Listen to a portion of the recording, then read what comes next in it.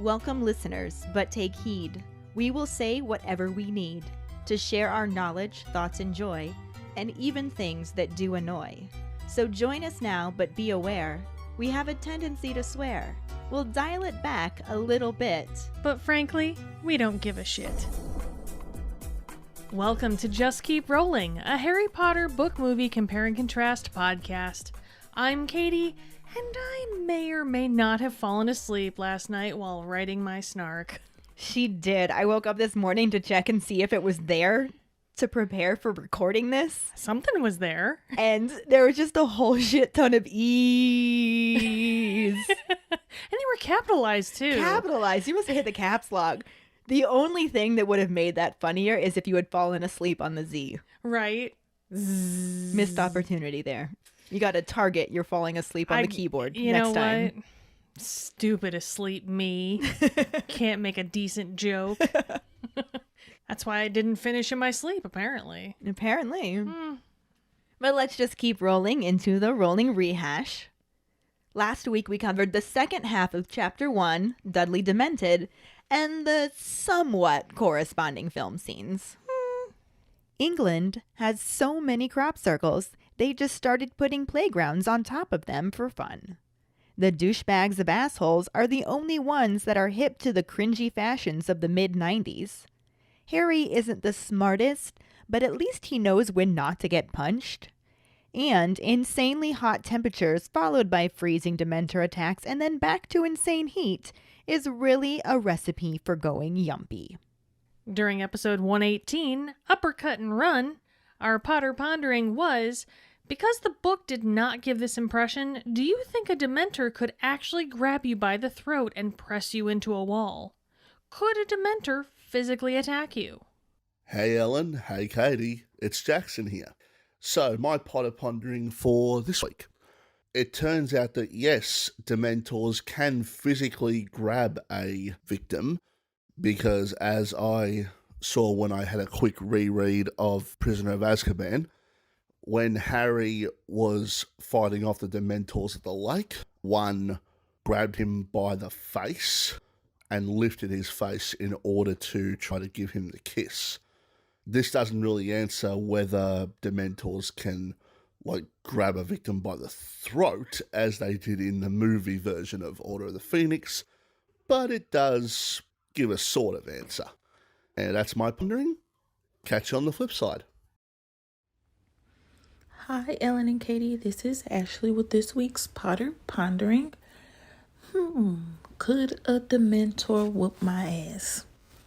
Probably. But I don't think it'd be physically. No.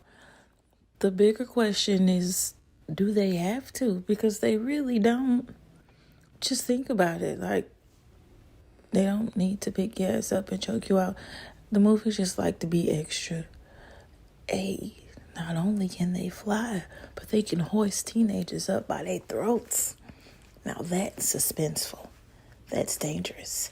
That's epic. Sure. But no, they can't fly. They're not strong enough. They don't even eat food. They just suck out people's souls. And apparently they don't even get to do that too often.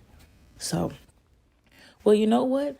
Arguably, maybe because they were hovering around Little Whingin, maybe sucking up all the muggle happiness, maybe they did get enough energy to hoist some teenagers up by their throats. I don't know. But I logically believe it was just a movieism, because the shit don't happen in the books. Hey guys, it's Michaela again. Finally my voice is back to normal so I can actually do the Potter Pondering. So this week's Potter Pondering was about whether Dementors can physically touch you. I think yes, because they technically are a creature. And they seem to have a physical form, so I guess they could physically touch you. Thank you so much for your responses. Our trivia question last week was, why does Mundungus Fletcher leave his post guarding Harry? He left to go buy some stolen cauldrons that fell off the back of a broom because it was a good business opportunity. Business opportunity. Quote unquote. Congratulations goes to Mike Riley. Woohoo! This is his second week in a row, so yay, new streak. Well done. But Michaela and Dave were both right on his heels. So who's going to get it this week? We shall see. For now, let's just keep rolling into the first half of Chapter 2, A Peck of Owls, and the corresponding film scenes. Chapter 2, A Peck of Owls, Part 1.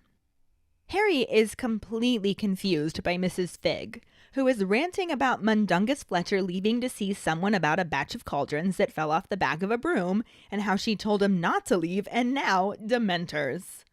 She says they can't stand around and have to get Harry back, again declaring that she will kill Mundungus. Harry asks if she's a witch, and she explains that she's a squib, still very angry that Mundungus left. Harry now realizes that it was Mundungus he heard disapparate, and Mrs. Figg confirms this, mentioning how she stationed Mr. Tibbies under a car just in case, but Harry was already gone by the time she got to his house. She's worried about what Dumbledore is going to say and shrieks at Dudley to get his fat bottom off the ground. Harry is shocked that she knows Dumbledore, but Mrs. Figg waves this away with an "of course she knows Dumbledore," and insists that Harry help her get Dudley off the ground so they can get off the street. She yanks on his arm, but Dudley can't or won't move, and remains on the ground, trembling and ashen-faced. Harry steps in and manages to heave Dudley onto his feet. He seems to be near fainting, so Harry pulls his arm around his shoulders and begins dragging him towards the road. Mrs. Figg leads the way, telling Harry to keep his wand out and to never mind the statute of secrecy now, since there will already be hell to pay. She continues to ramble as they walk along, and Harry is struggling to keep Dudley moving. He asks her why she never told him that she was a squib all those times he came round her house, and she explains that it was under Dumbledore's orders to keep an eye on him but not say anything since he was too young. She worries about how she will tell Dumbledore about what happened, and Harry volunteers his owl. Mrs. Figg tells him that he doesn't understand. Dumbledore has to act as quickly as possible, because the Ministry will already know he did underage magic.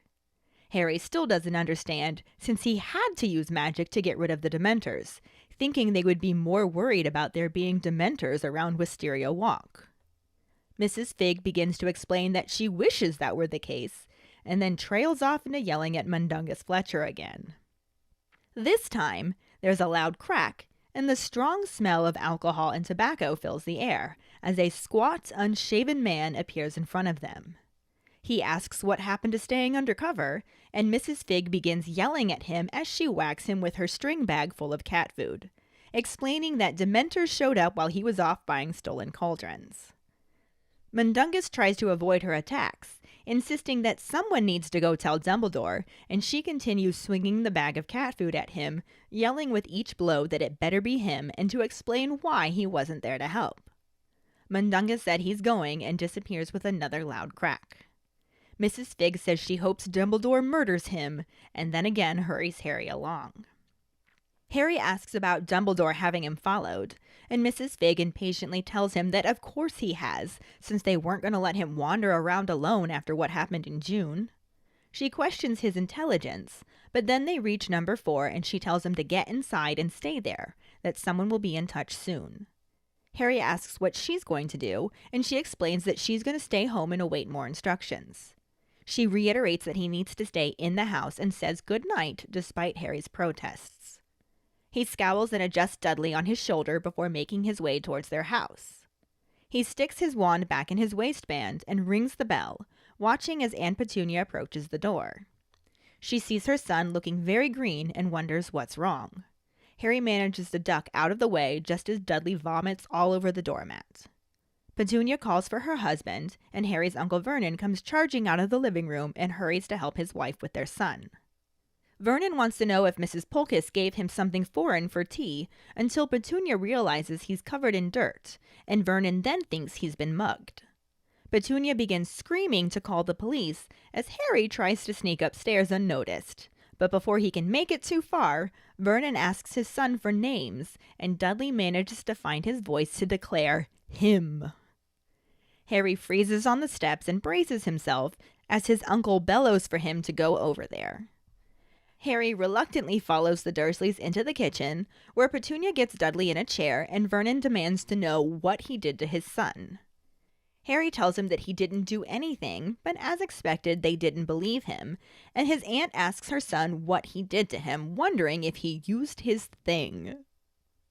Dudley nods and Harry tries to explain that he didn't, but he's cut off by the arrival of a screech owl soaring through the kitchen window. It narrowly misses Vernon's head as it drops a large envelope at Harry's feet and flies off again.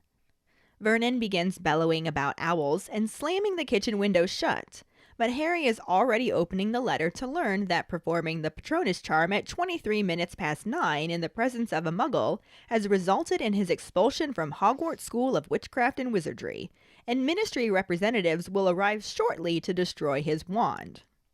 Since it isn't his first offense, he also has to attend a disciplinary hearing at 9 a.m. on August 12th. Harry reads the letter twice, feeling completely numb, only registering the fact that he was never going back to Hogwarts. He then processes that Ministry officials will be arriving to destroy his wand and decides that he needs to run for it. He pulls out his wand and begins to leave the kitchen, but is stopped by his uncle, who insists that he isn't finished with him and tries to block the doorway. Harry tells him to get out of the way or he will jinx him, and Vernon snarls back that he can't use magic outside of the madhouse he calls a school. Harry informs him that the madhouse has chucked him out and he can do whatever he likes, and begins to count to 3. On 2, a loud crack fills the kitchen, causing his aunt to scream and his uncle to duck. Harry looks around and sees that a barn owl has just collided with the closed kitchen window and crosses the room to open it, as Vernon again yells about owls. The owl sticks out its leg and Harry retrieves a letter from Mr. Weasley letting him know that Dumbledore is at the Ministry, sorting everything out, and he's not to leave his aunt and uncle's house, do any more magic, or surrender his wand. He feels a small surge of hope that Dumbledore might be able to fix things, but this is almost immediately strangled out by panic over how he's supposed to avoid surrendering his wand without doing magic. He's still considering running for it, but decides that Dumbledore has sorted out much worse before and he'd trust him. He informs his aunt and uncle that he changed his mind and is staying, and sits down at the kitchen table facing his aunt and cousin. Vernon demands to know who the owls are from, and Harry calmly explains that the first one was from the Ministry of Magic, expelling him, and the second one was from his friend Ron's dad, who works at the Ministry. Vernon at first rants about there being a Ministry of Magic, but when Harry doesn't say anything in response, he asks why Harry was expelled. Harry explains that it's because he did magic, and Vernon immediately considers this an admission that he did something to Dudley. Harry again tries to explain that he didn't do anything to Dudley, but this time he's interrupted by his cousin, who insists that he did do something to him. Vernon and Petunia both hover over their son, asking what happened, and Dudley explains that he pointed his wand at him and everything went dark. He heard things inside his head, and despite Petunia asking what he heard, he seems incapable of saying and just shudders. Harry actually feels a little curious, wondering what the Dementors forced spoiled, pampered, bullying Dudley to hear. In an unnaturally quiet voice, Vernon asks his son why he fell over, and Dudley explains that he tripped, and then felt horrible and really cold. Petunia feels his forehead as he stutters through trying to continue explaining what happened. Harry supplies the explanation for him, saying he felt as if he would never be happy again, and Dudley trembles and agrees. Vernon figures this means Harry did some kind of spell on Dudley to make him hear voices and believe he was doomed to misery. Harry loses his temper, explaining that it wasn't him, it was a couple of Dementors. Vernon wants to know what Dementors are, and Aunt Petunia speaks up, saying they guard the wizard prison, Azkaban. The movie scene starts out with Mrs. Figg walking down the street with Harry as he helps a very loopy Dudley get home after the Dementor attack. She is shocked there were Dementors in Little Whinging, and Harry just wants to know how Mrs. Figg knows. She cuts him off to explain that Dumbledore asked her to keep an eye on him, and he's surprised to learn that she knows Dumbledore, and she wonders if Harry really thought they'd let him wander around on his own after you-know-who killed the Diggory boy last year, saying they told her he was intelligent. Before Harry can respond, they reach the Dursleys' house, and she tells him to get inside, that someone will be in touch soon, and not to leave the house, no matter what happens. She looks up at the sky as Harry half drags Dudley to their house, and the camera cuts to inside the Dursley sitting room, where the Weather Channel is on, again mentioning how hot it is. Petunia is sitting on the couch wearing a very summery outfit and holding a small fan to try and keep cool. She hears a sound at the door and asks if that's Diddykins. Harry opens the door and helps Dudley into the room, prompting an alarmed Petunia to call for her husband to come quick. The camera cuts to Vernon, who is standing in front of an open refrigerator and eating something off of a spoon. He turns towards his wife as he pulls the spoon from his mouth and begins to walk towards them. The camera cuts to Dudley sitting on a chair, holding a bucket and looking extremely ill. Petunia is perched on the arm of the chair next to him as Vernon leans over them, still holding his spoon. Petunia says they will have to take him to the hospital, but Vernon wants to know who did that to him. Dudley weakly points towards Harry, who is sitting on a chair in the kitchen, looking extremely forlorn. Vernon asks Harry if he's happy he's finally driven Dudley loopy, and Petunia admonishes him, telling him not to say that. The camera focuses on Dudley as Vernon insists that their son has gone yumpy, and then cuts back to Vernon as he walks towards Harry, shaking his spoon at him and telling him that he's reached his limit and won't take any more of his nonsense. Before anyone can say anything else, an owl flies in the open back door and drops a letter on the couch as it hits the ceiling. Vernon backs up towards his wife and son, and the camera focuses on the letter, showing that it is from the Ministry, marked confidential. It starts to shake and floats up in the air, showing the owl fly off from the back of the couch before switching to the back side of the envelope, showing the wax seal becoming a mouth and the envelope flap shifting to appear to be eyes. The letter begins to read itself, telling Mr. Potter that the Ministry received intelligence that he performed a Patronus charm in front of a Muggle at 6:23 that evening, as a clear violation for the decree for the reasonable restriction of underage sorcery. He is hereby expelled from Hogwarts School of Witchcraft and Wizardry. The letter concludes itself, hoping he is well, and falls back onto the couch. Uncle Vernon steps forward, still clutching the spoon, and triumphantly declares that it is justice. So, we do have corresponding film scenes this time. Mm-hmm. But I use that term very loosely. Oh, yeah. It at least starts out in the same place, which is honestly just a benefit of us being able to cut the chapters where we need to in order to make sense out of them. Yeah, because after that, the rest of the book chapter was definitely used more like guidelines than an actual source of material for information. Yeah. But yes, they do start out in the same place. In both, Mrs. Figg has just happened upon Harry after the Dementor attack, and the movie scene begins with Mrs. Figg walking down the street with a struggling Harry as he walks his limping, cross-eyed cousin home after being attacked by some Dementors who tried to slurp up their happiness like it was a big old bowl of pasta.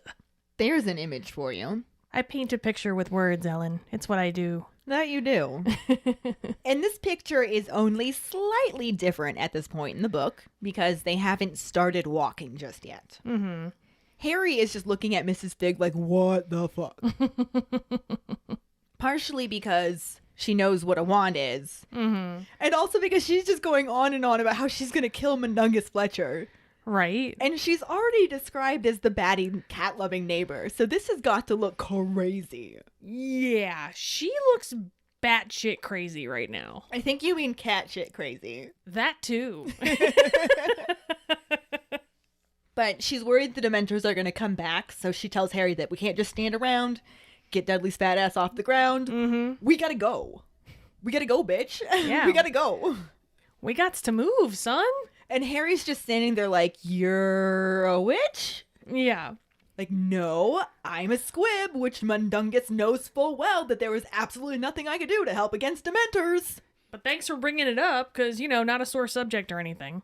I wonder how sore of a subject that is for squibs. I think it depends on how good a life they can make in the Muggle world, probably. Because, like, for someone like Filch, who works around magic all day but still doesn't have any, that's gotta suck. Oh, yeah. It's a little bit understandable why he's so bitter. But, I mean, Mrs. Fig, she's got her own shit going on. She's got all her cats, and She's got cats. if you can't have magic, have cats. That's where I'm at. Unless you're allergic, which I am, so I would die. But anyway, this makes Harry realize that that cracking sound he heard earlier was somebody disapparating, and it must have been this Mundungus Fletcher bloke that batty old Miss Fig keeps ranting about. Well, with a name like that. Did you see what happened with autocorrect in the No. patron chat? I said that happened after Mundungus disapparated, and my phone did not like the word Mundungus or disapparated, and it changed it to, it happened after my fungus disappeared. I don't have fungus. And not just because it disappeared. I never had fungus. Fungus free is the way to be. Moving on. Yep, moving on. So Harry's realized that he heard Mundungus disapparate, and Mrs. Fig confirms this. And she says that she stationed her cat, Mr. Tibby's, under the car. But Mrs. Fig confirms this and talks about how she had Mr. Tibby's, her cat, stationed under a car nearby to be an extra warning because something tells me she did not trust Mundungus Fletcher. And as we see, that's the right call. Right. For her to make, yeah. And the cat came to warn her, but by the time she could get to Harry's house, he was already gone. Mm-hmm. So the plot thickens. Yes. She also starts ranting about what Dumbledore is going to say when he finds out what happens. And she's shrieking at Dudley to get off the ground. And Harry's just like, you know Dumbledore? And Mrs. Fig's just like, of course I know Dumbledore. Everybody knows Dumbledore. Stop asking stupid questions. Get Dudley off the ground. We have to go. We gotta go, bitch. We gotta go. And here, the movie begins to deviate a bit. What? Shocking, I know. Because despite a somewhat similar, if not streamlined conversation, there's absolutely no mention of Mundungus Fletcher. None. None. There's no mention of him, there's no mention of her being a squib, or any reference to the things that happened earlier in the story, since, as we like to say here on Just Keep Rolling, that's not how it happened in the movie. That is not how it happened in the movie. Similarly, though, she can't believe there were Dementors just chilling in the crosswalk. In the Muggle world. Yeah, of course. And meanwhile, Harry just can't believe that she even knows what the fuck a Dementor is. Which is a similar sentiment to what's going on in the book. Yeah. And it's a logical train of thought, too. Like, hi, random neighbor who, like, babysat me sometimes and never happened to mention that they knew anything about magic. All of a sudden, you know what magic things are. What's going on? It makes sense. Did she babysit him in the movies? No. This is the first time we're even hearing about Mrs. Fig in the movies. I love it so much more that it's not her first mention in the books. Yeah. They could have made reference to her before. Yeah, oh, they could have, sure. Mm-hmm. But, I mean, why do that? You know? Because they hate us. Apparently. But yeah, Harry can't believe she even knows what the fuck Dementor is, and she kind of rolls her eyes as if to say, keep up, kid. Like, come on. When she tells him that Dumbledore asked her to keep an eye on him, Harry is now even more shocked that she knows Dumbledore. And Mrs. Fig is just like, know him? That motherfucker owes me $20 from a card game last summer. Seriously, you thought he was just gonna let you chill here by yourself after everything that happened like a month ago? Dumbass. Again, it is a similar sentiment to the book. Especially the way I put it. Well, yes, you and your paraphrasing. That's what I do. I love how your paraphrasing is longer than how it actually happened, though. Anyway, they get to the Dursleys before Harry can even think of a comeback to the dumbass comment, and Fig just tells him that he needs to stay in the house and wait for someone to contact him. Like, seriously, kid, don't fucking leave. I know it's tempting since you're all starved for news and metal happy right now, but seriously, just stay put.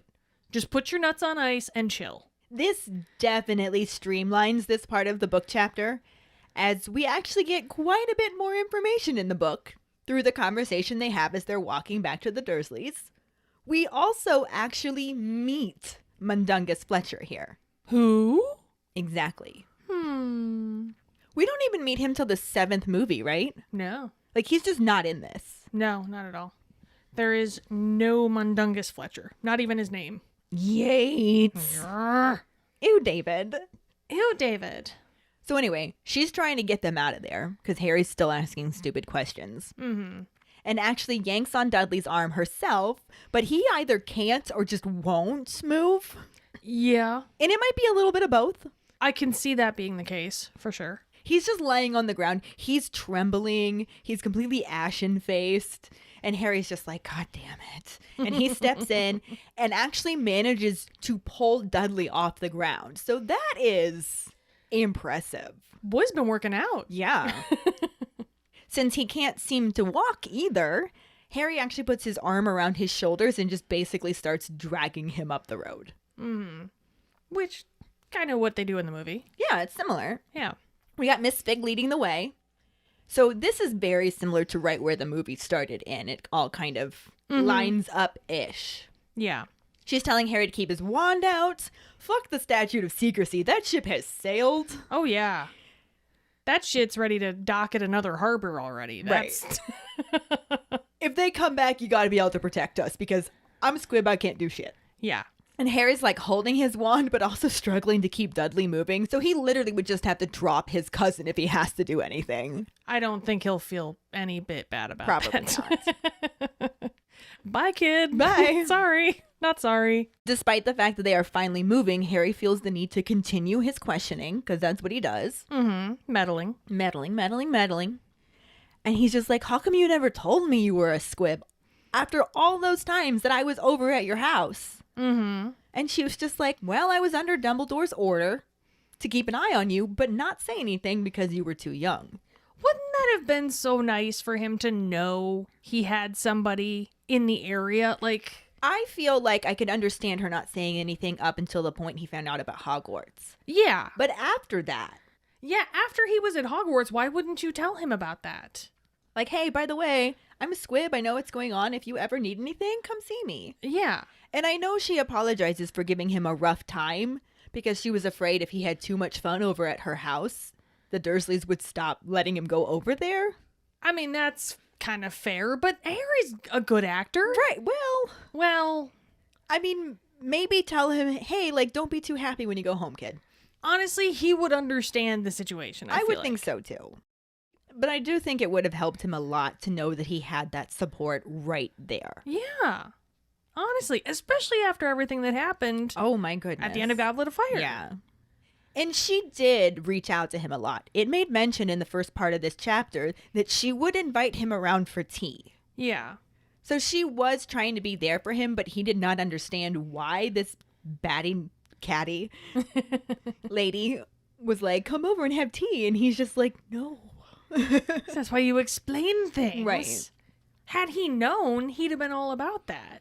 But mentioning Dumbledore as she's explaining this all to him now has her worried about how she's going to let Dumbledore know about what happened, because it's not like she can apparate. Yeah. And Harry's just like, you can use my owl. And he's like, I'm being helpful. Yes. Look, I can do a thing. And maybe this is why she never told him anything, because Mrs. Fig is just looking at him like, you don't understand. Dumbledore needs to know now. Yeah. Like, Dumbledore needs to know 5 minutes ago. We can't send him an owl. He's got to act yesterday. We don't have time for your schoolyard bullshit, man. Fuck your owl. We gotta get this message to him now. Yeah, the Ministry already knows that Harry did underage magic. So if Dumbledore wants to fix it, he's got to get a jump on it immediately. Mm-hmm. And Harry's just sitting there going like, well, what? Why does it matter? I was attacked by Dementors. I literally had to do the magic. Like, isn't that the whole point? Yep. You would think. You would think. And that's basically what Mrs. Fig said. She was just like, well, I wish that were the case. However, Boy, you got a target on your back. this is not looking good for you. No, son. This is an excuse the Ministry has been wanting. But going over that now has just kind of led her back into her frustration at Mundungus Fletcher. I mean, really, how do you trust a guy whose name includes the word dung? Even Fletcher doesn't Yeah, sound... it doesn't sound good. No, he sounds dodgy. But she starts yelling at him again. Mm-hmm. And this time, there's yet another loud crack. And before they see anything, they can smell alcohol and tobacco. Ah, smell of mundungus. Yep. And a squat, unshaven man appears in front of them. And he's like, what happened to undercover? You messed this all up, Figgy. You messed this all up. Why does Harry know who you are? What is going on? And Mrs. Fig finally gets to yell at him in person and not just in her cat crazy rants. That's gotta feel so good for her. But to cat crazy it up a little bit too, as she's yelling at him, she starts smacking him with her bag, which Harry identifies by the sound of the bag hitting him that it's full of cat food cans. That shit'll hurt, man. Oh, I know. She got him good. Smack, True. smack, smack, screaming at him that while he was off buying stolen cauldrons, Dementors showed up. And he's like dodging her attacks, desperately trying to avoid this. Bitch, get off me! And is smart enough. Like, this man is not stupid. He's No. just dodgy. Yeah. But he's smart enough to know that the thing that's going to get him out of this faster is to be like, someone's got to tell Dumbledore. And she continues to smack him and punctuates each hit with, yes, and it better be you, and you better tell him exactly why you weren't here doing the job you were assigned. So he disapparates again with yet another crack. Sure. And Mrs. Fig's just like, I hope Dumbledore murders him. And then again, it's like, but we gotta go. And just hurries Harry along. Way to keep him on task. Yeah. Slight distraction, still getting him home. Mm-hmm. At this point, Harry realizes that Dumbledore's been having him followed. And Mrs. Fig is just like, yeah, like we were gonna let you wander around by yourself after what happened in June? Good Lord, boy, and they told me you were intelligent. Dumbass. Basically. Yeah. The sentiment is very similar. Mm-hmm. But by this point, they make it to number 4 Privet Drive. And Mrs. Fig is just like, go inside, stay there. Someone will be in touch with you soon. Hey, ding. It's the same as the movie. Yay! And Harry's just like, well, what are you going to do? Because he can't stop asking questions. And she's just like, I'm also going to go home and stay there and wait for more instructions. Probably the right call. We're doing the same thing. You just do it there. I'll do it here. Mm-hmm. Get inside. Don't fucking move. Stay there. Exactly. Nuts on ice. Chill. Exactly. Mm-hmm. And Harry's about to ask more questions. So she's like, good night. And just walks away. And Harry's just like, God damn it. He just shifts with Dudley on his shoulder and just starts dragging him up towards the house. Because what else can he do at this point? He just watched that woman beat the shit out of a man with cat food cans. So I wouldn't piss her off. That's for sure. You don't want those cans coming your direction. No. Like we said, the movie now lines back up with this. So yay. Woohoo. Mrs. Fig looks up at the sky as Harry struggles under the weight of Dudley on what feels like his death march into their house. Again, very similar situation. Yes. Almost identical in certain fashions. Mm-hmm. In circumstance. Yes. But inside, the television in the sitting room is tuned to the weather report, which is reinforcing the fact that it is in fact hot as balls. They really got that point across. They did. Handbag of assholes, Aunt Petunia, is seen splayed out on the couch with a small handheld fan trying to cool off and air out her nether regions a bit. She's manspreading Oh, yeah. on this couch. Like, she's giving her flaps some air. I'm just saying. But she hears the door and weakly asks if Diddykins is home. Again, similar, though slightly different from the book, since Handbag of Assholes isn't just splayed out on the couch. Mm-hmm. Harry can't get the door open, holding Dudley up the way he is, so he actually has to ring the doorbell, and she does get up and go to answer the door. When she sees Dudley looking very green, she immediately panics because it's Petunia. Whenever your child looks a different color than normal, you're gonna get nervous. Yes. It's just a thing. And Harry manages to duck out of the way just as Dudley vomits all over the mat. Ugh. Nope. Hard pass. Because, dude, it's hot as balls out there. Yeah, that's all I needed to say. And you understand exactly where I'm going with that. I made a face because vomit in heat is bleh. That stench had to be something. So bad. Oh, no, sir. And that panic that Petunia was feeling at seeing her son green has exponentially increased Yes. at the sight of vomit, understandably. Yes. And she yells for Uncle Vernon to come, and he comes charging out of the living room to find this scene. Yeah. Which he was stoked about, I bet. Oh, I'm sure. Super stoked. And this is where things really start to take a turn for the different. Not necessarily the worse, but different. Harry opens the door to the sitting room and drags the almost catatonic Dudley inside. Once Petunia sees Dudley with his arm around Harry's shoulders, but not holding him in a headlock, she realizes something is very wrong and calls for Uncle Vernon to come quick. Which makes sense. Mm-hmm. Because Petunia's got to be used to seeing Dudley's arm around Harry choking him. Yeah. But with that lack of choking, Yeah. clearly something is not right here. Exactly. Harry doesn't seem to be in pain aside from carrying him. So. Back problems. Yeah. Not the same thing. Also, aside from the fact that Petunia didn't open the door for them, this setup is pretty similar. She sees him sick, she yells for her husband. Yeah. We then see Vernon keeping cool in his favorite way, with his head in the fridge, snacking directly from the carton. Can't blame him. It's my favorite way to snack, too. I'm not gonna lie. On a hot day, hell yeah. He nonchalantly turns around and takes the spoon out of his mouth before making his way into the sitting room. And he kind of seems like the way Petunia says, Vernon, come quick. I would think he would put a little more rush on it, but he kind of turns around like, huh? All right, I guess I'll come. Let's be fair. It's handbag of assholes. She does that like 3 times a day, spying on the neighbors. That's true. You make a very good point. Okay. But anyway, Vernon walks into the room and Dudley is pale as a ghost and still quite cross-eyed as he sits in a chair holding a bucket on his lap. So implying that the vomit still happened or was May going to. possibly happen. Yeah, sure. His mother is sitting on the arm of the chair looking quite concerned as Vernon hovers over them both, spoon still in hand, because priorities, Yeah. you know, Can't put it down. It's right? inconvenient. If he wants to go back for a quick nibble, I mean, He's ready. Yeah. Petunia nervously says that they'll have to take him to the hospital, but all Vernon wants to know is who did this to him. But let's be honest, he already knows. Oh, yeah. He does. He just needs the confirmation. He already thinks he knows. Well, yes. And in this case, he's right. Ish. Well, you know what I mean. Dudley weakly delivers said confirmation by pointing right at Harry, who is sitting across the room, just waiting for whatever is about to happen.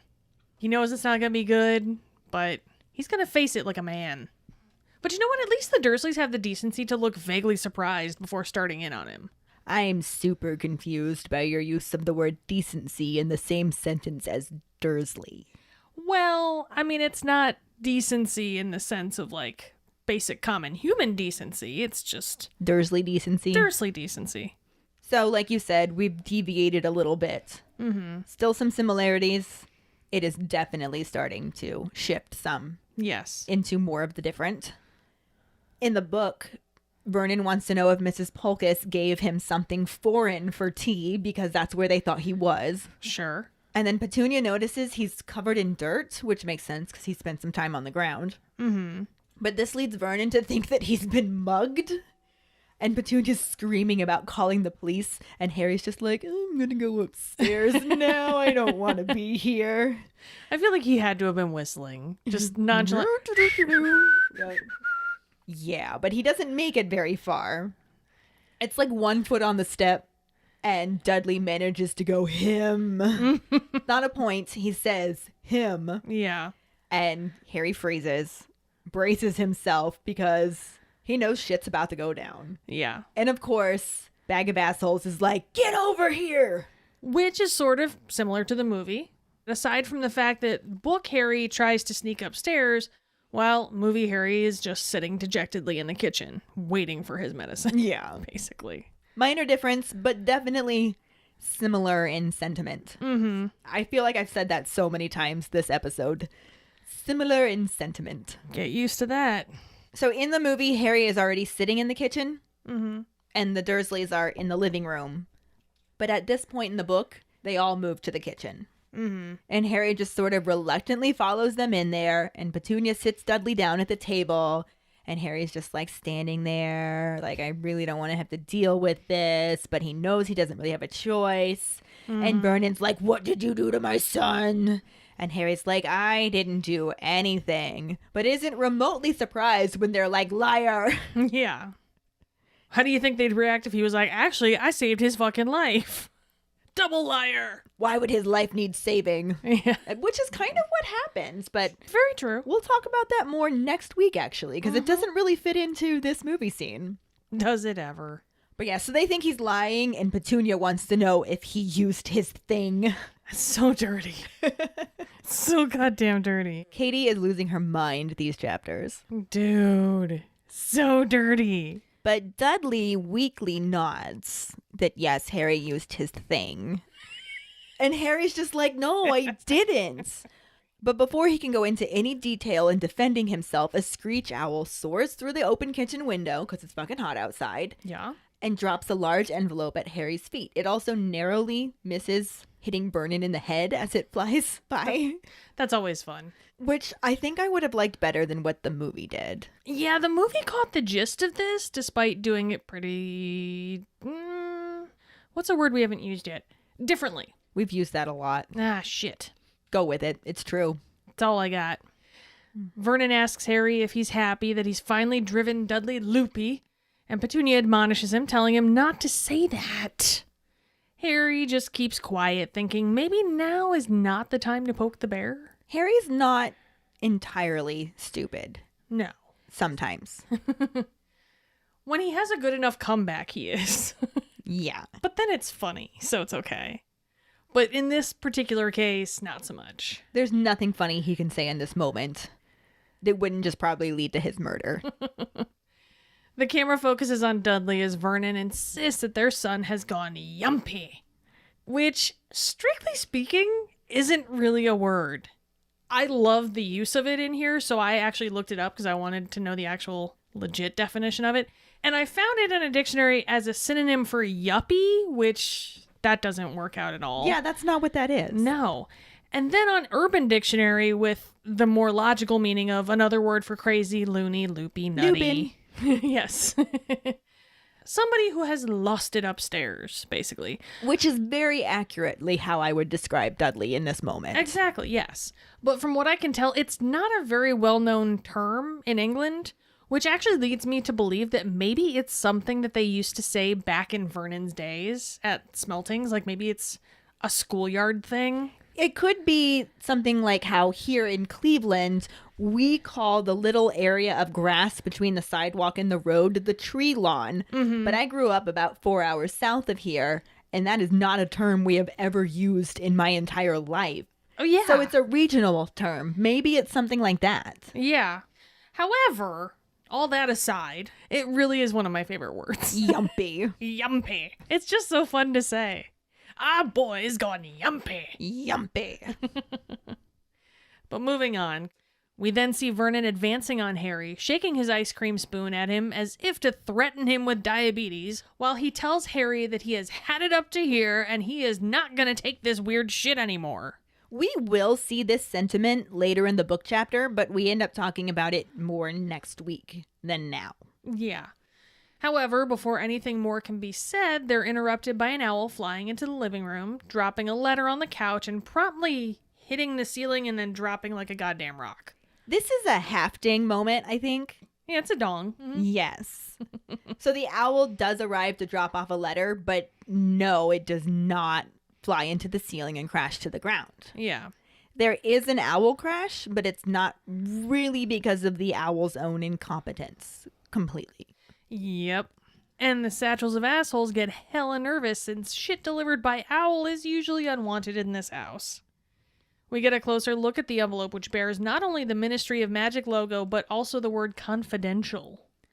But the letter has zero idea as to what the word confidential means, apparently, since as the owl fucks off out the open door again, the letter starts to shake and grows a fucking face and reads itself out loud. Like, that's about as confidential as giving your bank details over the phone while in a coffee shop, for fuck's sake. It's also not how it happened in the book, but we'll get to that. There's that too, but I'm just like, come on. But a very posh-sounding female voice tells Mr. Potter that the ministry received intelligence that he straight up said, fuck the wizard rules, I'ma just make Patronuses all willy-nilly around muggles with not a care in the world, and as such, your ass is kicked right the fuck out of Hogwarts. The letter then hopes Harry is well, and drops back down on the couch as an incredibly smug bag of assholes steps up and hisses the word, justice, through clenched teeth as he makes absolutely no attempt to hide his elation at Harry's bad news. So on point for his character. Yeah. There's that. And okay, so the message in the letter was the same. Mm-hmm. But like I said, other than that, that is not how it happened in the book. Not at all. Like, no. Mm-mm. Plus, they missed quite a few. Everything. Yes. We are only about halfway through the chapter. Like, there's actually quite a bit more to talk about from this part of the chapter before I'm willing to cut it off with a similar-ish ending to the movie scene. Yes. But none of it is the same. Yeah. Like, none of it is the same at all. And it left so much out that next week we don't have movie scenes. Because why would we? Damn you, Yates. Ew, David. Ew, David. So anyway, the arrival of the owl to drop that letter off at Harry's feet, not on the couch, at Harry's feet, causes Vernon to start screaming about owls, and he's slamming all of the kitchen windows shut. Because he won't have owls. But at this point, Harry's already opening the letter. Harry is opening the letter. It's not turning into a face that reads itself No. and destroys all bit of confidentiality that it possibly could have had. Right. It is Harry opening the letter and reading it silently to himself. Which, I mean, I get that change for the movie, so that way, because... Right, because who wants to read somebody reading a letter? Yeah. But at the same time, they could have done a voiceover. They could have. They could have done scanning the letter and then Mafalda Hopkirk's, Voice. hoping you are well, Mafalda Hopkirk. And I know that the Howler got such good reactions that they were probably trying to recreate something kind of like that. Yeah. Fun and magical, but still. But that's not what this is about. Yeah, I know. I mean, ugh. However, the message was effectively the same. Mm-hmm. I think the book version was a little more formal. Mm-hmm. Because it was specifically like, you performed a Patronus charm at 23 minutes past 9 in the presence of a muggle, and this has resulted in your expulsion from Hogwarts School of Witchcraft and Wizardry, and ministry representatives will arrive shortly to destroy your wand. Like, almost like if it were a machine message, it was like a fill in the blank with like a robotic voice. You have been expelled from Hogwarts School of Witchcraft and Wizardry. Since this isn't your first offense, you also must attend a disciplinary hearing at 9 a.m. on August 12th. Yes, basically that. That's what they should have done. That should have been. Oh, that would have been funny. But Harry reads through this letter multiple times. He just feels completely numb, and the only thing that's really processing for him is the fact that he is not going to go back to Hogwarts. I mean, that's the only thing I need to read to completely ruin my life. Yeah. It also starts to click for him that the ministry officials are going to come destroy his wand. So he's just like, I gotta go. Yeah. Never mind the fact that Mrs. Fig told him not to go anywhere. His first thought is, I gotta go. Well, I mean, when Fig said that, he didn't think there was going to be a letter saying someone's going to come destroy his wand. Like... Which is fair. That would scare the shit out of me. I mean, it's one thing to say, oh, you're expelled. It's another thing to be like, oh, and by the way, we're coming to destroy your shit, too. Yeah. I'm not saying I blame him. I'm just saying you were specifically told not to go anywhere. First thought, I gotta go. Yeah. And he, of course, pulls out his wand. Sure. Gets ready to leave the kitchen, but Bag of Assholes is just like, where the fuck do you think you're going? And Harry's just like, I'm leaving. Get out of my way, or I'll jinx you. Mm-hmm. And Vernon's just like, you can't jinx me. You're not allowed to use magic outside that madhouse you call a school. Which actually is a throwback to the Prisoner of Azkaban movie, when he's coming down the stairs after he blows up Aunt Marge. And Vernon says, you're not allowed to use magic outside of school. And Harry goes, yeah, try me. Mm-hmm. So 2 fucking movies late, but Hey, we have this moment. there we go. And Harry's just like, yeah, well, that madhouse just chucked me out, so I can do whatever the fuck I want. Move. Mm-hmm. Tells him he'll count to 3. As depressing as the whole idea is, that kind of really had to feel good to him. Oh my god, I would have loved to see this. Right? I feel like he should have just counted to 2 and jinxed him anyway. Well, he counts to 2 and is interrupted by a crashing sound as a second owl flies into the window that Bag of Assholes had just closed. Mm-hmm. Way to go, Bag of Assholes. Of course, they don't know that that's what this was, so Petunia screams and Vernon ducks.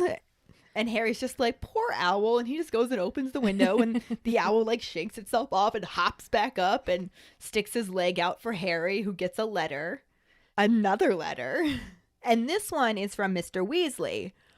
Okay, Harry, Dumbledore's at the Ministry. He's gonna sort this shit out. Mm-hmm.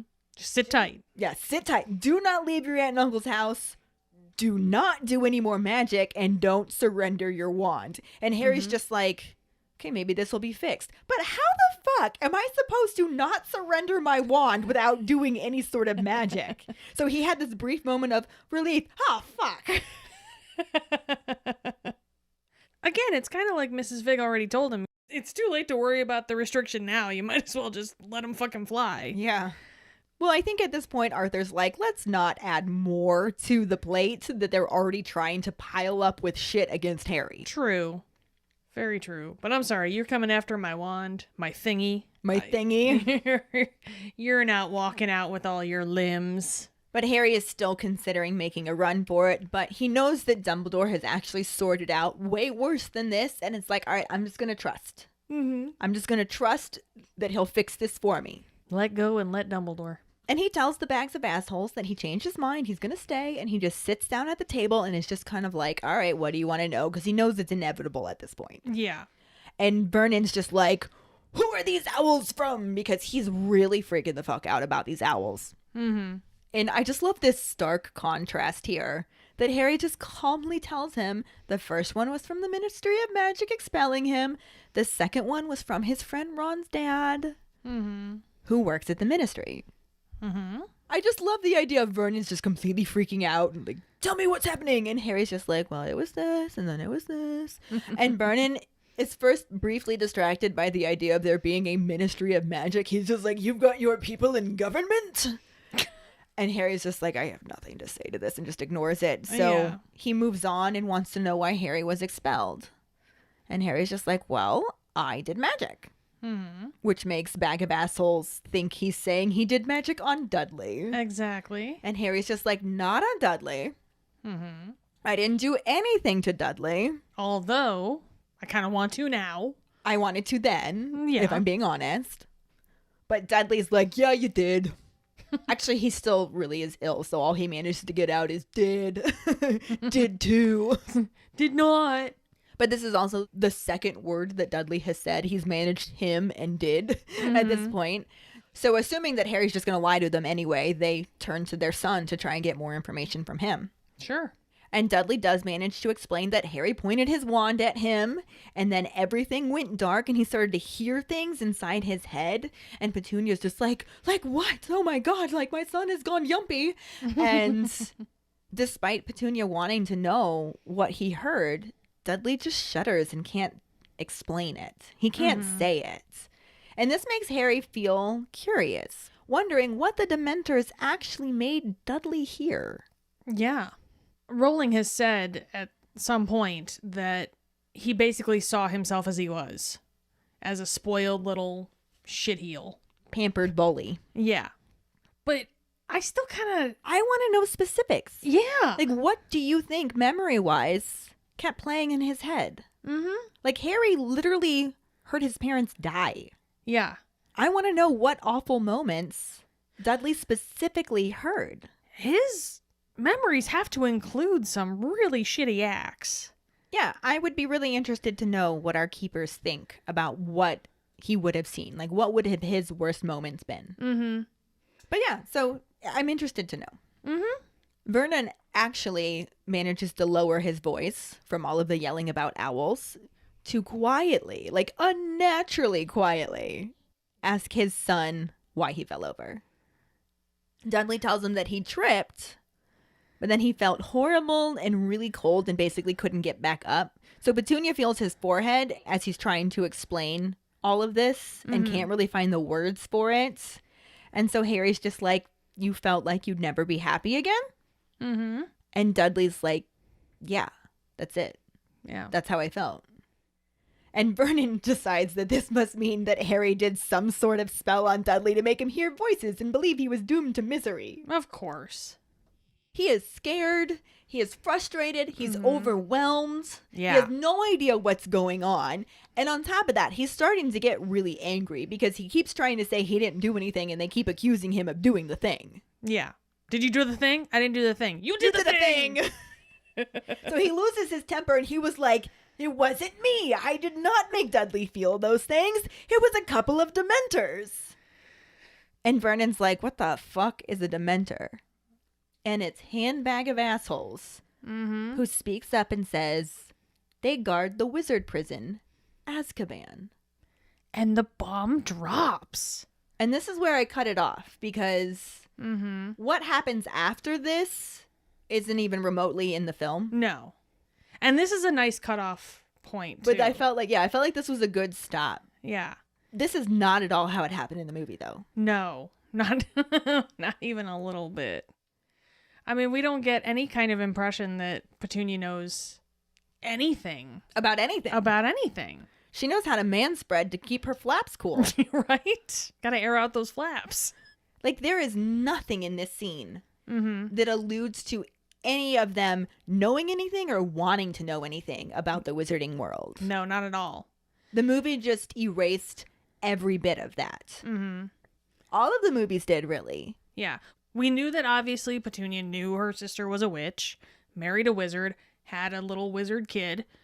Cool, that's it. Yeah, it just wasn't there. So this became the most logical cutoff for us to go into next week, since it'll just be us discussing everything that the movie did not give us. Yes. But at least we had some of this in the movie. And it let us see Richard Griffiths It did. come back as Uncle Vernon. Yes. Bag of Assholes.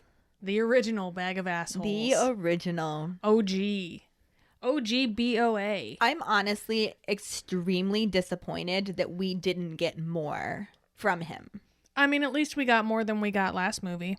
I really wanted to see him yelling about the owls. I agree. It was almost too minor. It was definitely too minor, but I almost think that that's what they were going for with the movies. They wanted to keep the Dursleys two-dimensional. Or one-dimensional, for that matter. They were didn't- one-dimensional. Yeah, they didn't Two-dimensional in the books. One-dimensional in the movie. Yeah, they didn't want to give them depth. And you know what? That's doing them wrong. It is. And it's a I don't want to say it like this, but it's a waste of the actor's talents. You know what? I was literally thinking the same thing, so I don't think there's anything wrong with saying it like that. I don't want to make it seem as though the actors didn't play their parts well. Richard Griffiths knocked it the fuck out of the park. He just should have had more things to knock. Which, I mean, if you want to talk about people who were not given enough depth to their character, we got to move on to Fiona Shaw, who is an amazing actress. She's incredible. She really is. And they let her manspread. They let her manspread. And whine a little. And coddle Diddykins. And she did it so well. And she did it beautifully. She did it so beautifully. But you know what?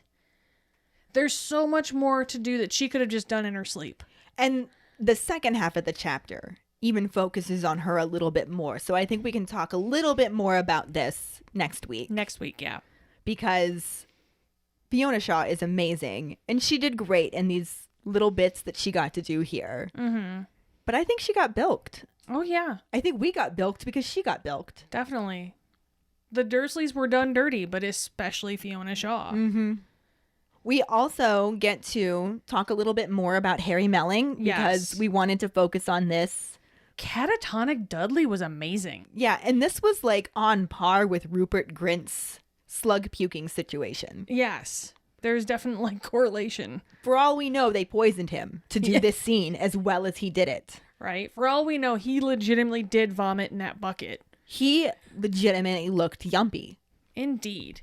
It was funny that he was all like cross-eyed and everything, but it didn't take away from the scene at all. You weren't just staring at Dudley the entire time Harry and Mrs. Fig were talking. Right. It didn't take away from the scene. It didn't take focus. It just really added to it. He did a really, really good job with that. Yeah, I think so too. But speaking of Mrs. Fig, we had said last week that we were going to talk about her now. Yes. So we can bring up Catherine Hunter.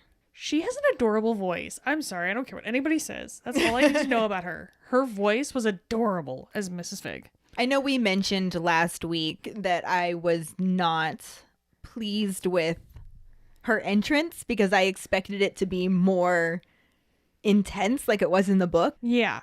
I wanted that intensity. For sure. Definitely. Again, it's about adding more depth to the character. Yeah. And she didn't get that, unfortunately. She didn't, but she does have an adorable voice. And she does really well, I think, in the trial scene in a little bit. So we can probably revisit her again. But I felt like the entire time she was walking and explaining things to Harry, she very much felt like Mrs. Fig. Oh, yeah. She did great with what she was given. They just did not give her the anger because they took Mundungus Fletcher out. Yeah. And I think that would have been fun to see. I just really wanted her anger. I really wanted her swinging that bag of cat food. I just think that scene could have been great. Yeah. Instead of giving us this comedy, they take it out and give us a bird flying into a ceiling. For no goddamn reason. So yeah, it's frustrating. And I do think that we can again revisit Catherine Hunter when she has her scene in the trial. Yes. The hearing. It's literally a trial. It's a trial. And it's, you know what? It's a bullshit trial is what it is. But we'll talk about that when we get there too. We will. But this will bring us to our Potter Pondering this week, which is, what do you think the Dementors made Dudley hear, specifically? Find the post on our Facebook page and share your thoughts. Or call us at 216-526-6792 and leave your response as a voicemail. Make sure you start off telling us your name and then go into your answer. And don't forget, you can also stitch your response with us on TikTok. Look for that video on Thoughtful Thursday. We really look forward to reading, hearing, and seeing them. And here we are at our Sorting Hat story. Yay! Which you may have noticed that we are revisiting some of our stories from our patrons. And the reason why we're doing this is because we are introducing Sorting Hat Saturdays, where we are going to be featuring our Sorting Hat story subject in a post on our Facebook and Instagram pages. So we wanted to revisit their stories, share a little post about them with a sneak peek, and hopefully entice more of you to share your stories with us. So this week we are revisiting Lieselotte Hertenbach. I really hope that I'm somewhat correct in saying it. I can't do the g sound very well without sounding like that. So I did the best that I could, Lieselotte. I'm very sorry if I butchered your name. She writes, I'm a Ravenclaw and a bit of a Hufflepuff. My wand is made of redwood with a unicorn hair core, 12 1/4, and quite bendy flexibility. My Patronus is a dapple gray mare, which I really like. I got into Harry Potter quite young. I vividly remember seeing Harry Potter and the Philosopher's Stone on videotape when I was about 7 or 8. I was very impressed and also admittedly scared by the last scene that included Voldemort's face on Quirrell's head. After I had also seen and loved The Chamber of Secrets, I started reading the books around age 10, meaning I only had to wait for the last 2 books to arrive. I have read and reread them in my own language again and again, but in the past few years I've been reading and listening to them in English. I love the world building, the imperfect yet extremely interesting characters, and the well-written tension and excitement. I will never stop reading the books and watching the movies. Harry Potter always makes me feel better. Aww. She's so cute. I love her. Thank you so much for sharing your Sorting Hat story with us, Lieselotte. Yeah, thank you. And if any of you other keepers out there listening would like us to read your Sorting Hat story on a future episode, you can email it to us at justkeeprolling@gmail.com. Let us know your house, wand, Patronus, how you got into Harry Potter, and anything else you might want to share with us. You can also share it with us through a comment on our Sorting Hat Saturday post on Facebook or Instagram. This week's trivia question is, how many owls delivered letters to the Dursleys' house the night Harry and Dudley were attacked by Dementors? The first one who responds with the correct answer and the code word #Peck of Owls will get a sticker. Another way to get a sticker is to rate and review us through iTunes or Facebook. Make sure to email us at justkeeprolling@gmail.com to let us know you did, and we'll get back to you to figure out which sticker you want and where to send it. Don't forget to find us and follow us on Facebook at JKR Podcast and Twitter and Instagram at Just Keep Rolling. Following us on Podbean at justkeeprolling.podbean.com will get you the episode as early as possible and give you a leg up in answering the trivia question. Make sure to check out our website at justkeeprolling.com, and don't forget to subscribe to our YouTube channel. If you would like to help us continue creating more content, you can support us as a patron and get extra perks on patreon.com/justkeeprolling. As always, any support you can give is greatly appreciated. And join us next week when we talk about the second half of Chapter 2, A Peck of Owls and the absolutely no corresponding film scenes. Thanks for listening. We hope you hear us again. I'm Katie. I'm Ellen. Until the next time, Just keep rolling.